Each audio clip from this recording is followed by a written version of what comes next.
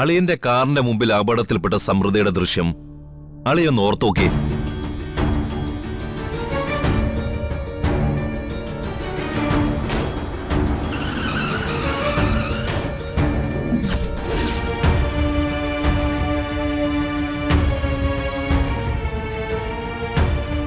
അയാളെന്താ പ്രത്യേകത? അന്നാണല്ലോ അവളെന്റെ ജീവിതത്തിലേക്ക് ആദ്യമായി ഓടിക്കയറി വന്നത്. സമൃദ്ധിക്ക് അപകടം പറ്റിയ ദൃശ്യങ്ങളിൽ അളിയൻ മറ്റൊന്നും കണ്ടില്ല? എന്ത് കാണാൻ? ആ രാത്രി അപകടം നടക്കുമ്പോ അളിയൻ കാണാതെ പോയതും അറിയാതെ പോയതുമായ മറ്റൊരു കാര്യം കൂടിയുണ്ട്. എന്ത് കാര്യം?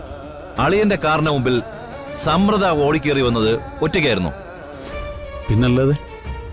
അവിടെയാണ് അളിയൻ തെറ്റിയത്. അന്ന് അളിയന്റെ കാറിന്റെ മുമ്പിലേക്ക് സമൃദ്ധ ഓടിക്കേറി വന്നത് ഒറ്റയ്ക്കായിരുന്നില്ല.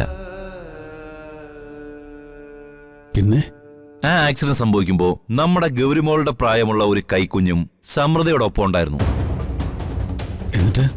എന്നിട്ടാ കുഞ്ഞെവിടെ? ആക്സിഡന്റ് പറ്റിയ ആഘാതത്തിൽ സമൃദ്ധയുടെ കയ്യിൽ നിന്ന് ആ കുഞ്ഞ് തെറിച്ചുപോയി. സമൃദ്ധ ബോധം കെടുകയും ചെയ്തു.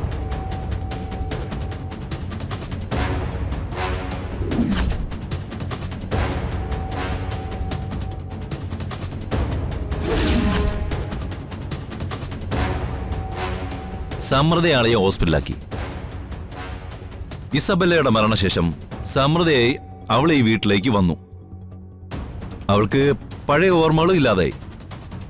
അപ്പോ കുഞ്ഞിപ്പോ ജീവിച്ചിരിപ്പുണ്ടോ? അളിയ, നമ്മുടെ ജീവിതത്തിൽ സംഭവിക്കുന്നൊന്നും വെറുതെ അല്ല. ദൈവമെല്ലാം വളരെ കൃത്യമായിട്ട് കണക്കൂട്ടി പ്ലാൻ ചെയ്താണ് ഓരോന്നും ചെയ്യുന്നത്. അർഹതയുള്ളത് അർഹതപ്പെട്ടടുത്ത് തന്നെ ചെന്ന് ചേരണം എന്നാണ് ദൈവത്തിന്റെ തീരുമാനം. ആ കുഞ്ഞിപ്പോ എവിടെ ഉണ്ട്? പറയളിയാ. സമൃദ്ധയുടെ കുഞ്ഞിന് പിന്നെന്താ സംഭവിച്ചത്? ദൈവം തീരുമാനിച്ച വഴിയെ ആ കുഞ്ഞിനെ രക്ഷപ്പെടുത്താൻ രണ്ടുപേര് വന്നു.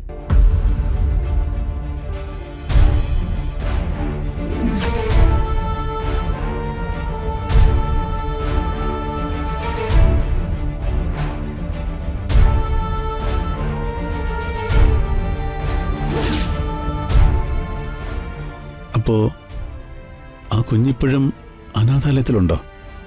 ഇല്ല, അനാഥാലയത്തിൽ നിന്നും ആ കുഞ്ഞിനെ ഒരു സ്ത്രീ ദത്തെടുത്തു. സർവ്വ സൗഭാഗ്യങ്ങളോട് കൂടി ആ കുഞ്ഞിപ്പോൾ ആ സ്ത്രീയുടെ വീട്ടിൽ ജീവിക്കുന്നുണ്ട്. ആരാ സ്ത്രീ? അവരിപ്പോ എവിടെയുണ്ട്? അവര് നമ്മുടെ തൊട്ടടുത്ത് തന്നെ ഉണ്ട്. അവന്തികയാണ് ആ കുഞ്ഞിനെ ദത്തെടുത്ത അമ്മ.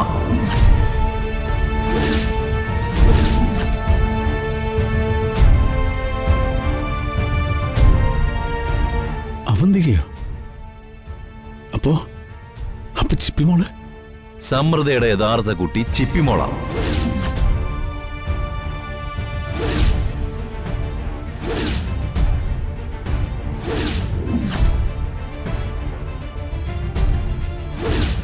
അവന്തികയുടെ ദത്തുപുത്രി.